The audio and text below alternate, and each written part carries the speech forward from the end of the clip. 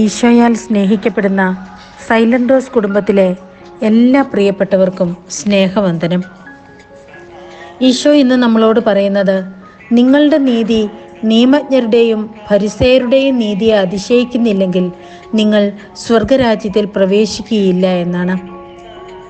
പ്രമാണങ്ങളിൽ ഒന്ന് ഏറ്റവും നിസ്സാരമായത് ലംഘിക്കുകയോ ലംഘിക്കാൻ മറ്റുള്ളവരെ പഠിപ്പിക്കുകയോ ചെയ്യുന്നവൻ സ്വർഗരാജ്യത്തിൽ ചെറിയവനെന്ന് വിളിക്കപ്പെടും, അതനുസരിക്കുന്നവൻ സ്വർഗരാജ്യത്തിൽ വലിയവനാകും എന്ന് പറഞ്ഞ തമ്പുരാൻ തന്നെയാണ് ഇതിലൊക്കെ ഉപരിയായിട്ട് നിങ്ങളുടെ നീതി നിയമജ്ഞരുടെയും ഫരിസേയരുടെയും നീതിയെ അതിശയിക്കുന്നില്ലെങ്കിൽ നിങ്ങൾ സ്വർഗരാജ്യത്തിൽ പ്രവേശിക്കപ്പെടുകയില്ലെന്ന് പറയുന്നത്. ഒന്ന് ഓർത്തു നോക്കാം. ഇങ്ങനെ ഒരു നീതി, സാധാരണ നീതി വേണ്ടി വരുന്നത്, നിയമങ്ങൾ വേണ്ടി വരുന്നത് ശക്തിയില്ലാത്തവർ ഞെരുക്കപ്പെടാതിരിക്കാനാണ്. നൊമ്പരങ്ങളും വേദനകളും മറ്റുള്ളവരിൽ നിന്ന് അനുഭവിക്കുന്നവരെ രക്ഷിക്കാൻ വേണ്ടിയിട്ടുള്ളതാണ്.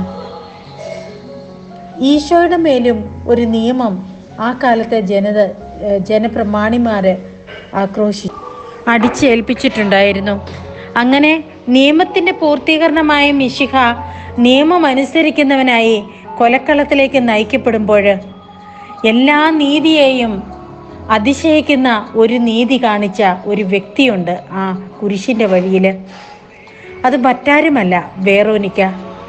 ലോകത്തിൻ്റെ നീതിയിൽ ഈശോ ദൈവനിഷേധം പറഞ്ഞവനും എല്ലാം അറിയുന്ന ജനപ്രമാണിമാര്, അധികാരികള് മരണത്തിന് വിധിച്ചവനുമായിരുന്നു. എന്നിട്ടും തൻ്റെ മനസ്സിൻ്റെ നീതിയെ ഉള്ളിലേക്ക് ആവാഹിച്ച് ഒരു പെൺകുട്ടി ഈശോയുടെ തിരുമുഖം തുടയ്ക്കാനെത്തുന്നു, വേറോനിക്ക. ലോകത്തിൻ്റെ കണ്ണിലൂടെയുള്ള നിയമവും നിയമപാലകരുമൊക്കെ കുറ്റം വിധിക്കുമ്പോൾ, ചുറ്റുപാടുകളിലുള്ള എല്ലാവരും കുറ്റം വിധിക്കുമ്പോൾ അവരിലെ നന്മയെ തൊട്ടറിയാൻ കഴിയുന്നതാണ് യഥാർത്ഥ നീതി. എല്ലാവരും തള്ളിക്കളയുന്നവരെ കൂട്ടിച്ചേർക്കുന്നതാണ് യഥാർത്ഥ നീതി. ഈശോ പറയുന്നുണ്ട്, വിധവകളോടും അനാഥരോടും കരുണ കാണിക്കുന്നതാണ് ഏറ്റവും വലിയ ഭക്തി എന്ന്. മുടന്തരെയും നടക്കാൻ ബുദ്ധിമുട്ടുള്ളവരെയും ഞാൻ ഒരുമിച്ച് കൂട്ടുമെന്ന് അവിടുന്ന് പറയുമ്പോൾ അവിടുന്ന് ഉദ്ദേശിക്കുന്നത് ഈ നീതിയെക്കുറിച്ചാണ്. ഈശോയിൽ പ്രിയപ്പെട്ടവരെ, നമ്മുടെ മനസ്സിൽ ഈ നീതി തുടങ്ങേണ്ടത് കുടുംബങ്ങളിൽ നിന്നാണ്, അല്ല നമ്മളിൽ നിന്ന് തന്നെയാണ്. ഞാനെന്ന വ്യക്തിയോട് പൊരുത്തപ്പെടാൻ കഴിയുക എന്നത് തന്നെയാണ് ഏറ്റവും വലിയ നീതി.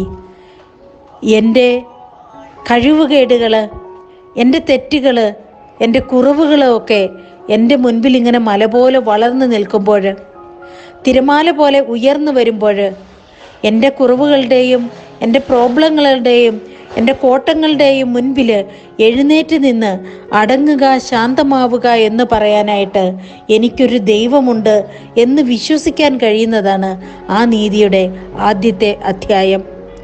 പിന്നെ ദൈവം തന്നിലേക്ക് കൂട്ടിച്ചേർത്തിരിക്കുന്ന ജീവിത പങ്കാളിയെ ചെറിയ ചെറിയ തെറ്റുകളുടെ പേരിൽ ഇട്ടിട്ടോടുന്നതിന് പകരം ആ കുറവുകളോട് ചേർന്ന് നിന്ന് അതിനെയൊക്കെ നിറവുകളാക്കാൻ കഴിയുമ്പോഴാണ് ആ സമർപ്പണം ചെയ്യാൻ, സ്വയസമർപ്പണം ചെയ്യാൻ കഴിയുമ്പോഴാണ് ആ നീതിയുടെ രണ്ടാം അധ്യായം ആരംഭിക്കുന്നത്. നല്ലപോലെ ജീവിച്ചിട്ടും നല്ല കാര്യങ്ങൾ പറഞ്ഞു കൊടുത്തിട്ടും തൻ്റെ മക്കൾ വഴിതെറ്റിപ്പോകുമ്പോൾ, കൂട്ടുകൂടി തിന്മയുടെ വഴികളിലൂടെ പോകുമ്പോൾ, അനുസരണമില്ലാത്തവരായി സോഷ്യൽ മീഡിയയുടെ ചിറകുകളിൽ ഏറി അവർ പറന്നു പോകുമ്പോൾ, നമ്മുടെ വാക്കുകൾക്ക് വിലയില്ല എന്ന് തോന്നുമ്പോൾ, അവരോട് ക്ഷമിക്കാൻ കഴിയുന്ന, അവർക്ക് വേണ്ടി കാത്തിരിക്കാൻ കഴിയുന്ന ആ മനോഭാവം സൃഷ്ടിക്കുമ്പോൾ അതിൻ്റെ അടുത്ത അധ്യായം ആരംഭിക്കുന്നു. നമുക്ക് വേണ്ടി അധികമൊന്നും ചെയ്യാത്ത നമ്മുടെ മാതാപിതാക്കളെ കഴിയുന്നത് പോലെയൊക്കെ സമാധാനവും സുരക്ഷിതത്വവും ആഗ്രഹങ്ങൾ പൂർത്തീകരിച്ചും കൊടുക്കുമ്പോൾ